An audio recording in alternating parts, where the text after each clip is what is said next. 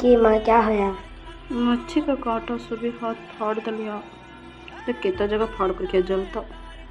वो मच्छी लेना इनको ना मच्छी लेना नको की लेते क्या कर देख ஃபைனலி நான் வந்து இந்த மீனெல்லாம் மசாலா தடவாதனால என்னாச்சுன்னா கையில் வந்து முள் குத்தி எல்லாமே கையை கேய்ச்சி விட்ருச்சு.